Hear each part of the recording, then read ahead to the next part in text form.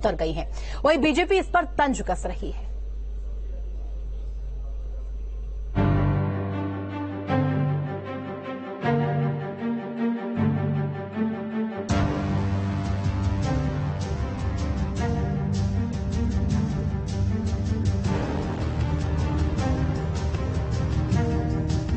India गठबंधन में दरार, जातिगत जनगणना पर रार, ममता को ऐतराज, लालू अखिलेश नाराज।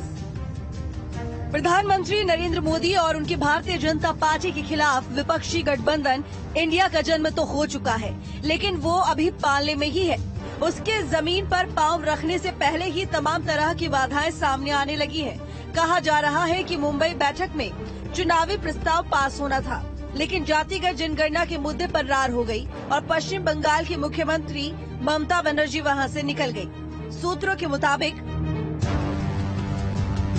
विपक्षी गठबंधन की बैठक में चुनावी प्रस्ताव पारित किया गया, लेकिन जातिगत जनगणना की मांग को शामिल करने पर मतभेद के कारण राजनीतिक प्रस्ताव को छोड़ना पड़ा।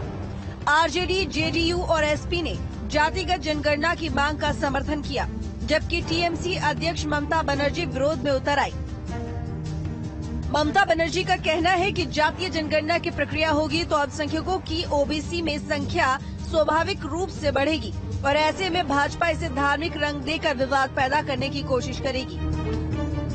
पश्चिम बंगाल में ओबीसी में अल्पसंख्यकों की संख्या में इजाफे की संभावना जताते हुए इस पहलू पर और अधिक चर्चा की जरूरत बताई।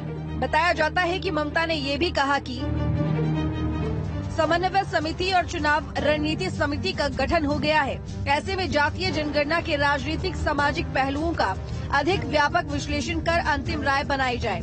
अभी और मंत्रणा की उनकी बात का अर्थ ये नहीं कि वे जातीय जनगणना के विरोध में हैं, बल्कि उनका लक्ष्य सामाजिक और राजनीतिक सतर्कता है। ममता के इन तर्कों के बाद जातीय जनगणना का संकल्प पारित करने का इरादा छोड़ दिया गया। कि इंडिया गठबंधन के हम साथ गए हैं, साझा कार्यक्रम तय होगा, लेकिन निश्चित रूप से समाजवादी पार्टी का जो रास्ता है पिछड़ा, दलित, अल्पसंख्यक, किसान, मजदूर का, वो रास्ता समाजवादी पार्टी छोड़ने नहीं जा रही। देखिए, बहुत सारी पार्टियां हैं, उनमें आपस में कई सारी असहमतियां हैं और उन असहमतियों के साथ आगे बढ़ना है। तो अब इसमें तो आप जानते हैं लक्ष्य एक है, उस लक्ष्य में किसी चीज को, उस लक्ष्य को भेदने में कोई चीज अगर थोड़ी बाधा बन रही हो तो उसे थोड़ा समय के लिए हटा सकते हैं, वरना जातीय जनगणना का सवाल राहुल जी ने भी उठाया। हमारी कांग्रेस पार्टी, जाहिर सी बात है, जब हमारे नेता हैं तो उसके साथ है। इससे पहले बेंगलुरु में हुई गठबंधन की दूसरी बैठक में सभी दलों ने एक संयुक्त प्रस्ताव में जातिगत जनगणना को लागू करने का आह्वान किया था। जुलाई महीने के प्रस्ताव में कहा गया था, हम अल्पसंख्यकों के खिलाफ बनाई जा रही नफरत और हिंसा को हराने के लिए एकजुट हुए हैं।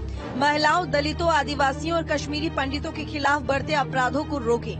सभी सामाजिक, शैक्षिक और आर्थिक रूप से पिछड़े समुदायों के लिए एक उचित सुनवाई की मांग करें और एक पहले कदम के रूप में जातिगत जनगणना को लागू करें।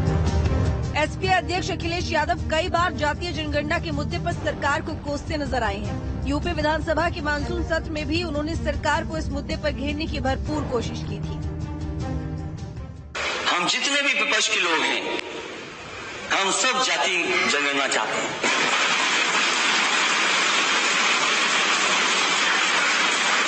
अध्यक्ष महोदय, हम जाति जनगणना चाहते हैं और बिना जाति जनगणना के ये नारा आपका अधूरा है।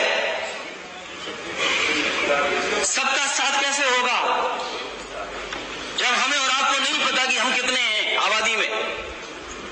सबका विकास कैसे करोगे आप? हालांकि अब ये साफ हो गया है कि सभी दल इस मुद्दे पर एकमत नहीं है। देखिए, देश की सम्मानित जनता ने जात पात की राजनीति को खारिज करने का काम किया और पॉलिटिक्स ऑफ परफॉर्मेंस को अंगीकार किया है।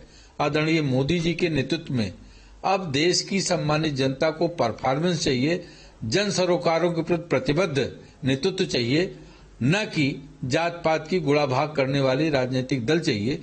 इसीलिए ये जो तथाकथित विपक्षी गठबंधन है, इसमें जातीय जनगणना को लेकर के न कोई प्रस्ताव आ पाया न पास हो पाया, क्योंकि उन लोगों को भी इस बात का आभास है कि देश की जनता इस तरह के जो सतही फार्मूले उसको पूरी तरह खारिज कर चुकी है। ये देखना होगा कि क्या इस मतभेद को सुलझाया जा सकता है और सभी दल एकजुट होकर बीजेपी को हराने के लिए आगे बढ़ सकते हैं। लेकिन इस मुद्दे को इंडिया गठबंधन के बीच अब बड़ी दरार के रूप में भी देखा जा रहा है। Team news state.